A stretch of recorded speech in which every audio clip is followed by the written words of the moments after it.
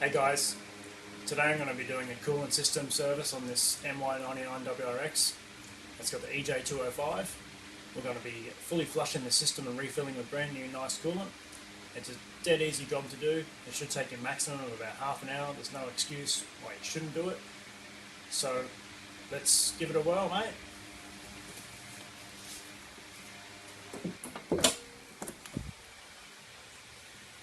Alright, so what makes it so easy to do the coolant on these is because they have a header tank. Okay, now they have the turbo return siphon hose to the top of the header tank. So the easiest way to do the coolant on these is just to leave the whole system sealed. What we're going to do is just take the turbo return line off the header tank.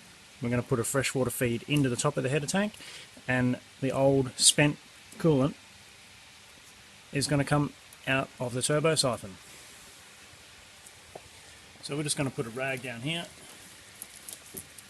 because we are going to have a little bit of coolant spill.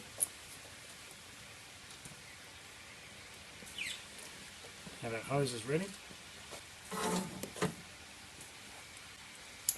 Now we're just going to undo it.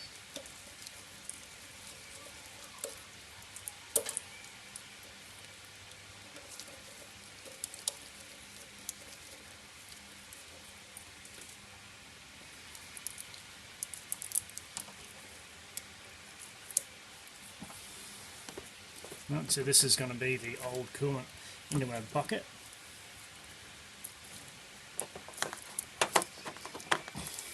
This is going to be the fresh water in. It's easy as that, guys. Just going to put a zip tie around this one so it doesn't blow off.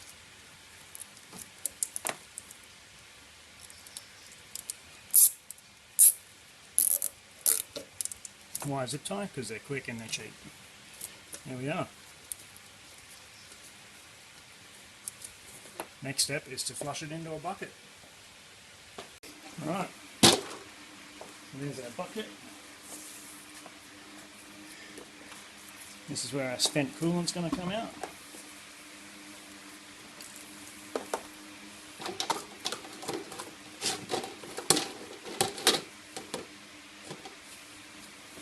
Straight into there.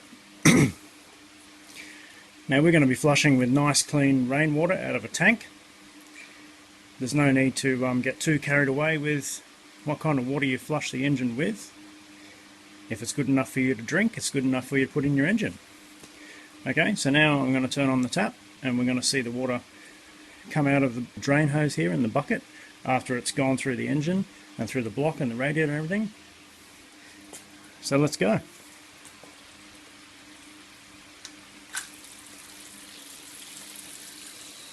So you can see it there coming out.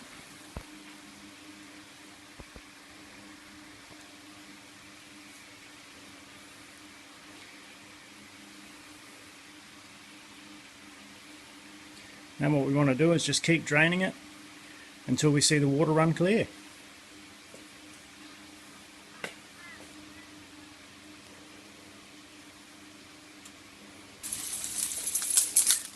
So when it starts to run clearish, I'm going to start the engine for a whole bucket.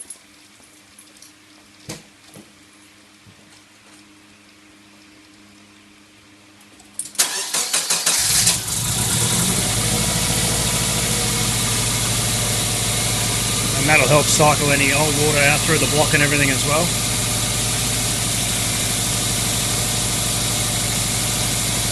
You can see it getting greener again.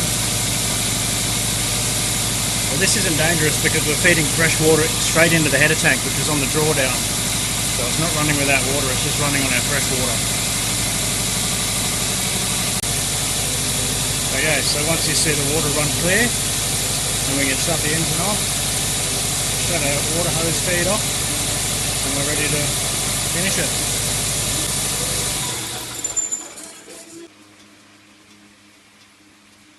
So we've got our engine shut off now and our water's running nice and clear.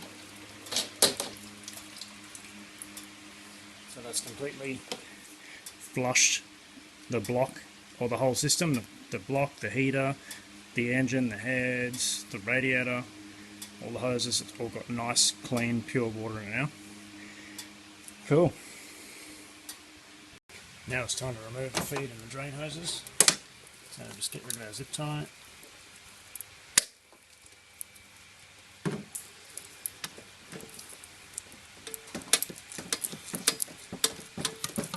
Take the feed off. Take the drain off.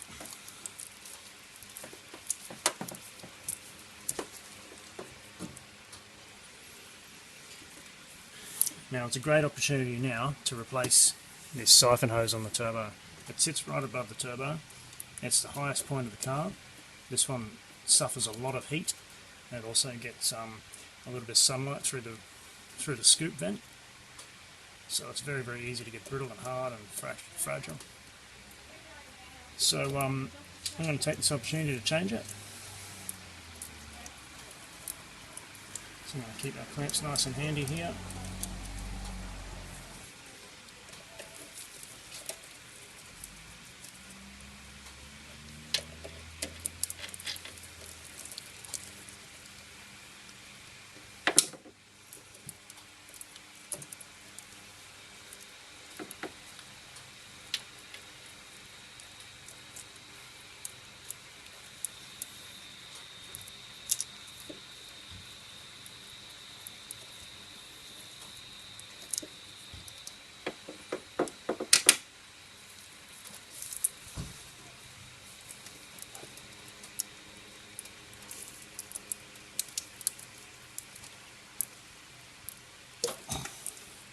When you up the turbo, you're going to have a little bit of water drain out of it there,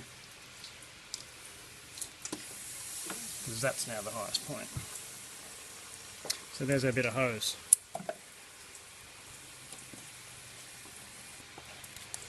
Now, out of interest, this hose is 250 mils long. Right. Now you need a bit of 12 mil hose. It's very, very hard to get metric hose, so you're going to either have to settle for 1/2 inch or squeeze a 7/16 on there. So I'm going to be using a nice new piece of 1/2 inch heater hose, which is just over 12.5. So push it on the bottom first. Now see how easy it goes on? That's because it's 12.5. Now this is one of the main reasons why I double clamped, for a bit of extra protection.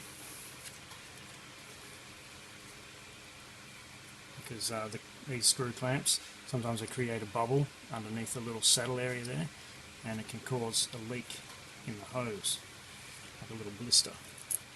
So 2 clamps down for that end, 2 clamps for this end. I always put the saddles opposite each other like that, so the hose has got a full circle of pressure. Push that end on, push this end down just to make it the right length. Like that.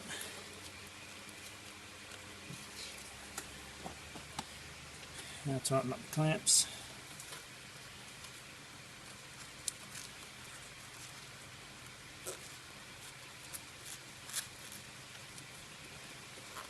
Just make sure you can position them both on the hose tail.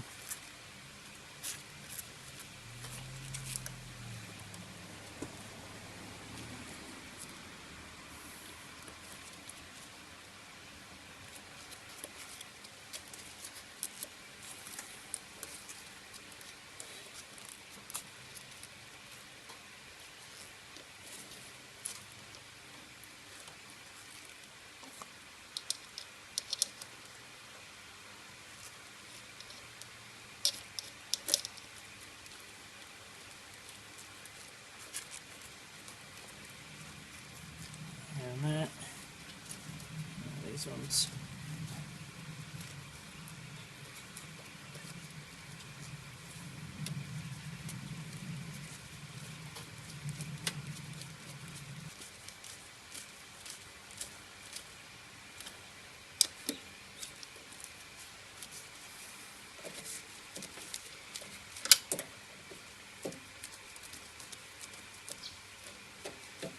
Okay, there's our new hose on there, sweet.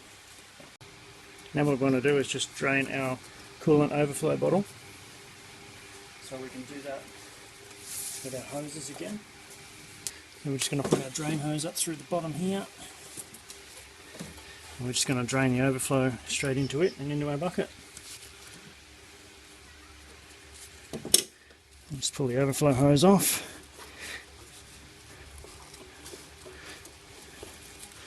Straight into our drain hose.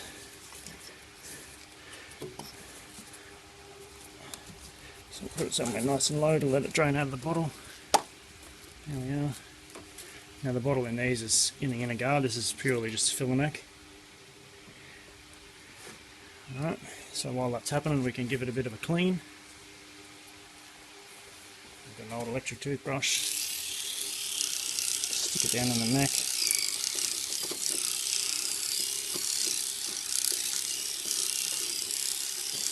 Give it a nice clean, little bit of love in there. And the bottom of the cap.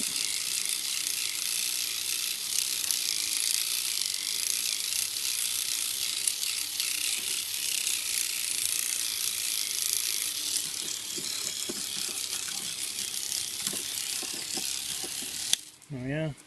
Now we can rinse it with some fresh water, and that'll just run out our drain hose too.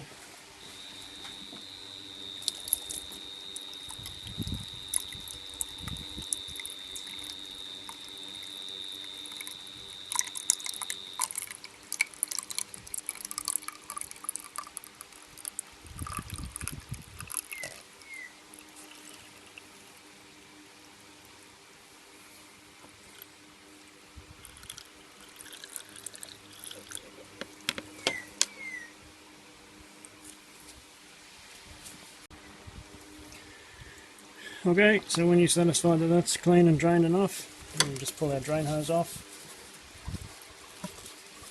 put it back on the expansion,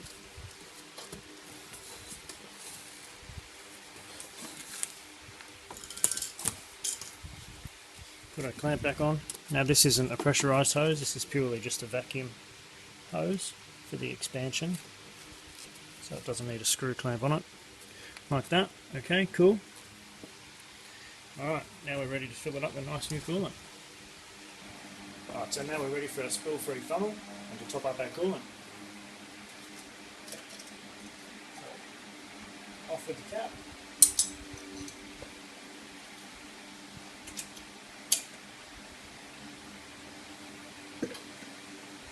Onto the funnel. And we've got our new coolant. Now this is concentrated coolant. Never ever use a pre-mixed coolant. The reason being is because you're going to water it down. We've just flushed the system with fresh water. It's still 90% full. We've got the block, the radiator, the heater, everything's full of just fresh water. So if you put a pre-mixed coolant in there, it's going to be as weak as water, literally. So always use a concentrate. The only time where it's cool to use a premix is in a dead, dry, brand new system. So there's a tip for you. This is a concentrate. This is going to make 15 litres. Our system holds 7, so I'm only going to use half of it.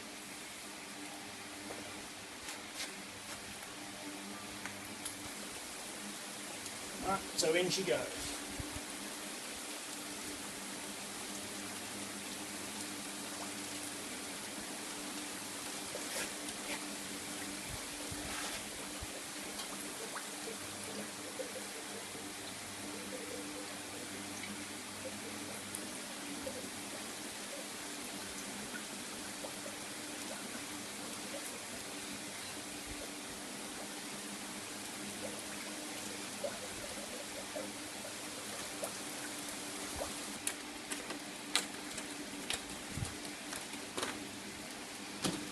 Right, so I've almost got half a bottle of our coolant in there.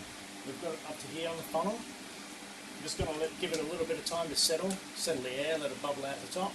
Now's a good time to go and have some lunch. Come back to it in about an hour or so and check the level.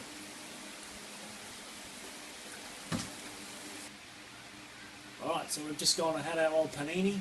Now it's ready to finish the job. So first we're going to check the level of our coolant. It's still about the same. So what we can do now just to help prime the air up through it is just to gently squeeze on the radiator hose.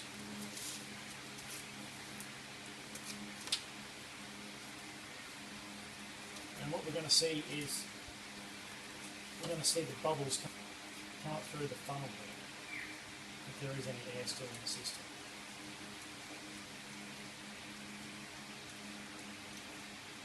There's none coming out of that part of it. I'll try the bottom hose now.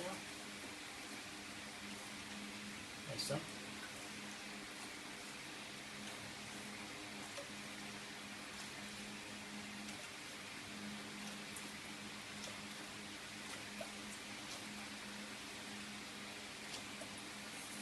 Anyway, that tells me that it's pretty much all the air's out.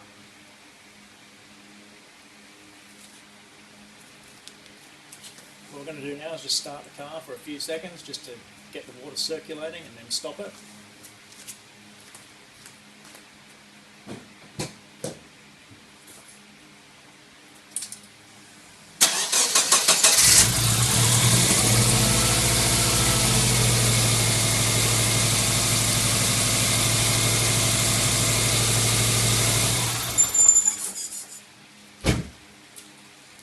It's going to start to stir and the water around.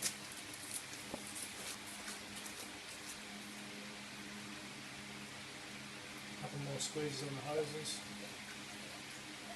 There's a little bit of air coming out, but not a great deal.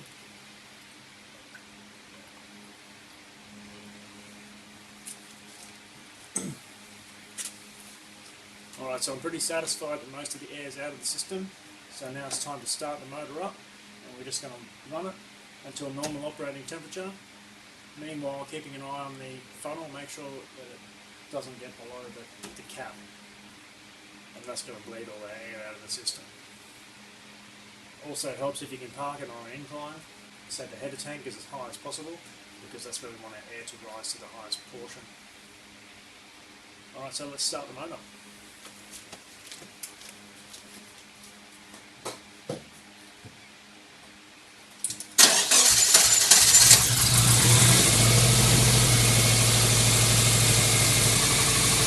Now we're just going to let it warm up.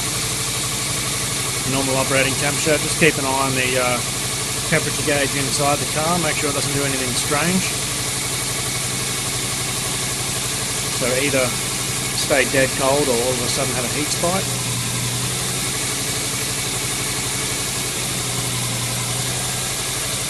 Just keep an eye on the level of the coolant. So we're approaching normal operating temperature now. You can hear the warm-up enrichment cycle starting to slow down. So I'm just going to give it a few blips on the throttle, and that also helps bring the bubbles to the top.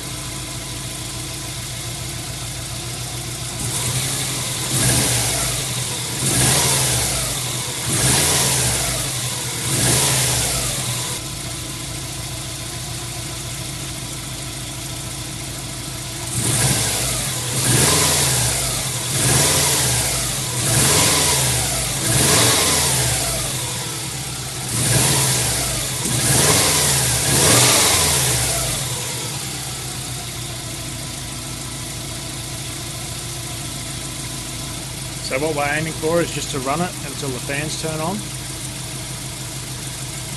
and then off again, and then we're going to put the cap on the header tank and let the system run under pressure for a little while.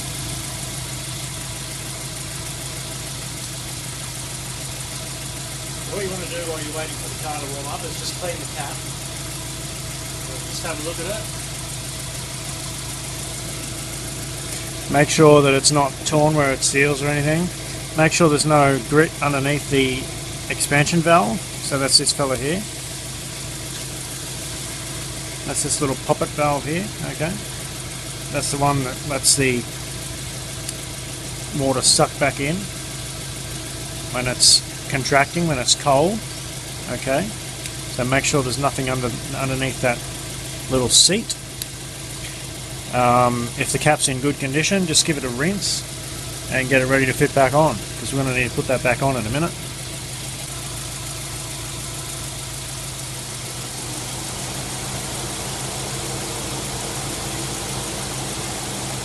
Okay, so our fans are just cycled on.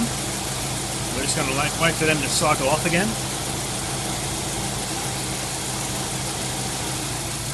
Now they've cycled off, so now the stop goes into the funnel.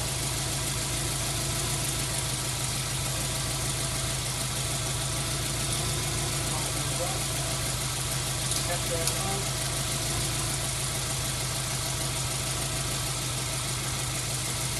And then we put this into the expansion tank.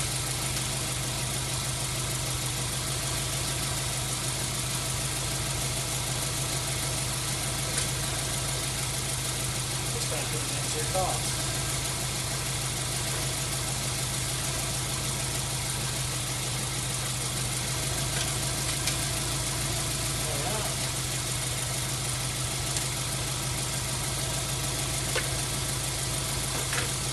Now the cap's on the system. I'm just going to run it now until the fans cycle again. It's under pressure. And then we shut it off and let it cool down.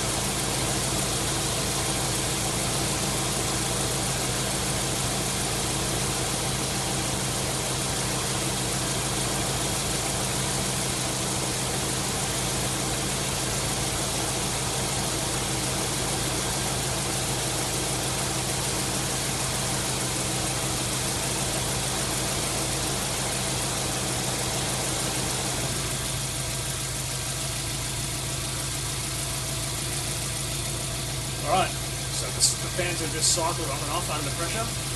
So now the system is fully bled and it's up to operating temperature. I'm going to turn it off now, and I'm going to let it cool down and I'll do a final check and then we're sweet.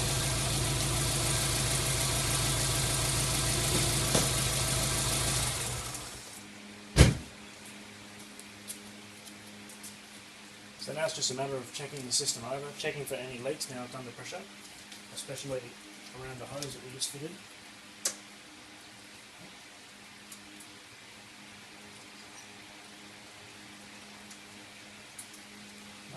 Totally good.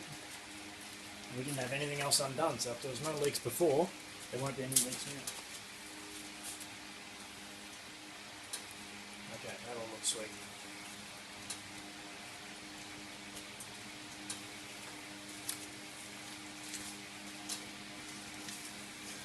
So there we go, guys, all done. What you need to just remember now is after system's cooled and left settle and it's contracted again, just check the expansion tank for the level, make sure it's at the full mark, and you're good to go. So we're all done. So how easy was that?